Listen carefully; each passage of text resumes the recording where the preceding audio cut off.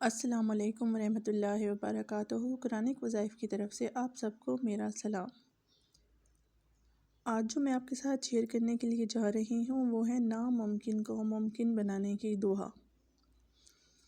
ہر انسان آج کل فکر و فاقہ، کسی مالی تنگ دستی، کوئی رزق کی تنگ دستی، کسی کو کیا پریشانی ہے، کسی کی بیٹیوں کے رشتے نہیں ہو پا رہے، کسی کو جاب کا مسئلہ ہے، کسی کی بیٹی اپنے گھر میں ناخوش ہے۔ یہ معاشرتی مسائل دنیا میں بہت زیادہ ہوتے ہیں۔ ہر گھر میں کوئی نہ کوئی ایسا مسئلہ یا پریشانی پائی جاتی ہے جس کے لیے ہم پریشان ہوتے ہیں۔ کوئی نہ کوئی فکر و فاقہ، کسی کو اولاد کی ٹینشن ہے، کسی کو اولاد کی نہ ہونے کی ٹینشن ہے، کسی کے ساتھ کوئی مسئلہ چل رہا ہے۔ اللہ تعالی ہم سب کے مسئلے مسائل حل فرمائے اور اس ماہ رمضان کے بابرکت مہینے کے صدقے ہم سب کو معاف فرما دے اور ہم پر اپنی خاص رحمت عطا فرمائے۔ آج کل کے جس طرح کے حالات چل رہے ہیں، یہ بے موسمی بارشیں اور اس طرح کے زلزلے آنا، اللہ تعالی ہم سب کی مغفرت فرمائے اور ہمیں نیک کام کرنے کی توفیق عطا فرمائے۔ آج کا جو وظیفہ میں آپ کے ساتھ شیئر کرنے لگی ہوں وہ بہت ہی آسان وظیفہ ہے۔ آپ کسی بھی روز اور کسی بھی وقت اس عمل کو کر سکتے ہیں۔ سخت پریشانی کے حل کی نیت کریں، یعنی کہ جب آپ نماز کی نیت کریں گے تو آپ یہ نیت کریں کہ اللہ تعالیٰ مجھے پریشانی کے حل کی نیت سے یہ نماز میں پڑھ رہی ہوں۔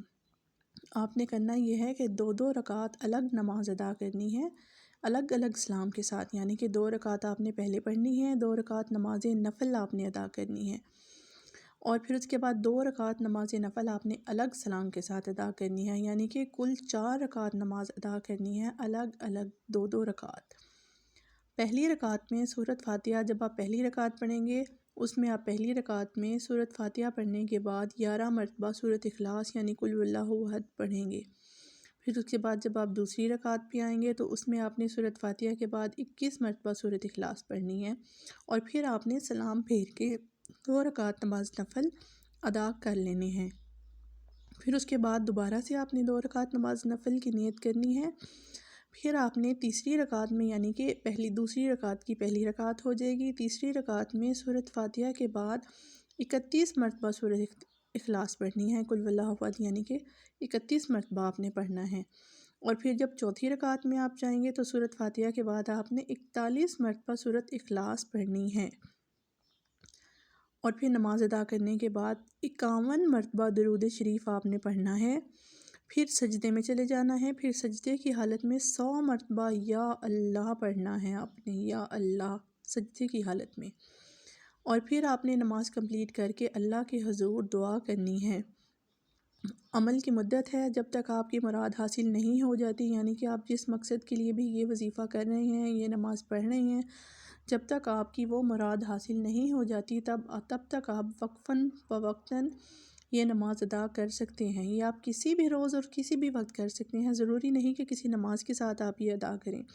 آپ کسی نماز کے علاوہ بھی باوضو ہو کر، پاک صاف ہو کر یہ نماز پریشانی کے حل کی نیت سے نماز نفل ادا کر سکتے ہیں۔ 2 نفل آپ نے علیحدہ علیحدہ ادا کرنے ہیں۔ پہلے 2 نوافل جو آپ پڑھیں گے اس میں آپ نے 11 مرتبہ سورۃ اخلاص پڑھنی ہے، یعنی کہ قل هو اللہ احد، اور دوسری رکعت میں آپ نے 21 مرتبہ پڑھنی ہے۔ پھر وہ 2 نفل ختم ہو جائیں گے، پھر آپ دوبارہ 2 نفل کی نیت کریں گے، اس میں آپ نے 31 مرتبہ پہلی دفعہ سورۃ فاتحہ کے بعد پڑھنی ہے سورۃ اخلاص، اور دوسری رکعت میں آپ نے 41 مرتبہ سورۃ اخلاص پڑھنی ہے۔